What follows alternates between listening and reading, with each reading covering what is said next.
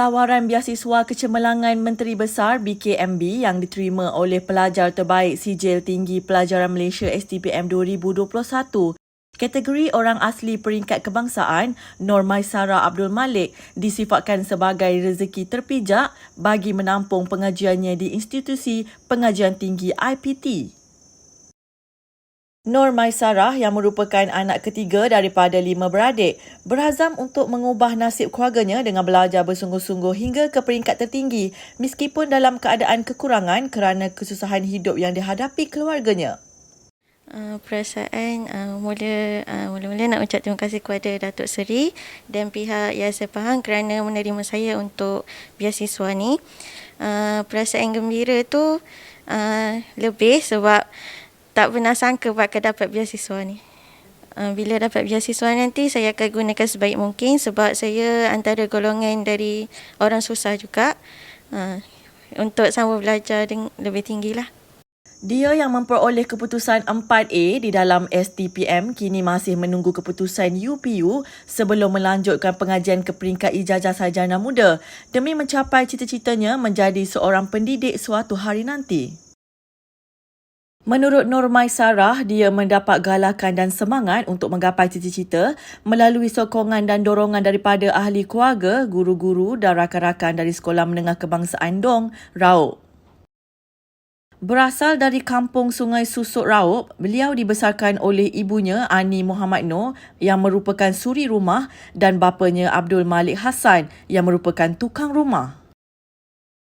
Justru Nur Maisarah merasakan BKMB ini benar-benar dapat meringankan bebanan kos pengajiannya apabila kakaknya juga kini sedang melanjutkan pengajian di Universiti Malaysia Terengganu UMT, manakala dua lagi adiknya yang berusia 15 dan 9 tahun juga masih bersekolah.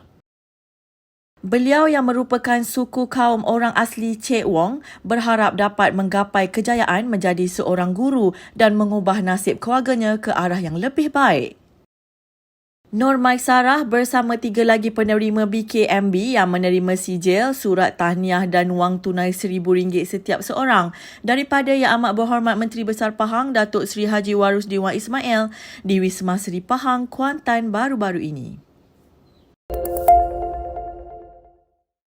Pustaka Komuniti Merapoh merupakan satu inisiatif dan inovasi idea dengan menggabungkan fungsi perpustakaan dengan pusat internet. Ahli Dewan Negeri Padang Tengku Yang Berhormat Datuk Mustapha Long berkata, ia bertujuan untuk menarik minat golongan pelajar dan belia yang kebanyakannya lebih tertarik dengan penggunaan teknologi dan internet untuk menelaah pembelajaran dan aktiviti harian.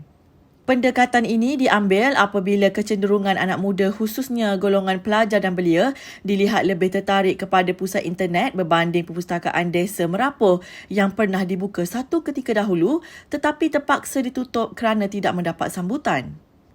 Maka timbul idea untuk menggabungkan fungsi perpustakaan ini dengan pusat internet supaya ianya bermanfaat dan lebih menarik untuk dikunjungi orang ramai untuk pelbagai kegunaan termasuklah penggunaan internet bagi urusan PDPR mahupun menelaah pembelajaran bagi golongan belia.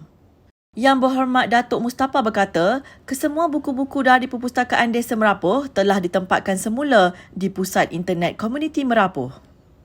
Hasil kerjasama daripada pelbagai pihak seperti Universiti Teknologi Malaysia UTM, Suruhanjaya Komunikasi dan Multimedia Malaysia SKMM dan Perbadanan Perpustakaan Awam Negeri Pahang, Pusat Internet Komuniti Merapoh telah berjaya diinovasikan menjadi Perpustakaan Komuniti Merapoh yang menggabungkan bahan bacaan berbentuk buku bercetak dan digital.